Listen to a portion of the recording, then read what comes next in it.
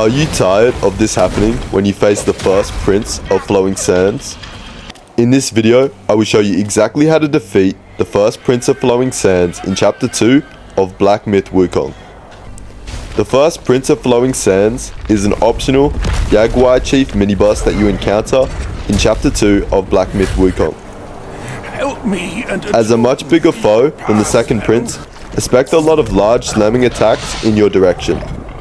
He's a wild and unpredictable opponent, so be sure to use Cloud Step to get out of the way if you're not sure what's coming, then crash back into him from the sides. The first prince will usually start with a lunging two-hand slam attack after he stands on his hind legs that shakes up a lot of dust, but you can dodge to the side and keep attacking as he recovers. Other general attacks include alternating hand slams that come in 1 or 2 hit successions.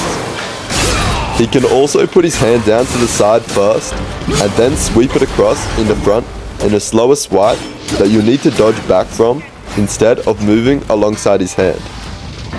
Some scary attacks that the first prince can employ will have him stand up, holding his arms to the side, then stumbling forward in a large swing as he topples down on his side, which covers a large area from the arm swipe and body slam. Be sure to dodge to the side as he puts his arms up and you'll avoid him swinging in the opposite direction. He also has a surprisingly quick lunge that's very hard to dodge if you don't look for the subtle cue of him slowly extending one arm backward before lunging forward with a quick swiping swipe attack. If you see it early, you can immobilize him to interrupt before he can perform it. If you try dodging around and attacking from the side, be aware that he can either use a quick tail swipe to stagger you or swing his arm back quickly to draw you away from flanking him. So don't get too comfortable. Even as big as he is with a larger health pool, he's not as ferocious as the enraged second prince. Do note, however, there is a large secret trick in this fight.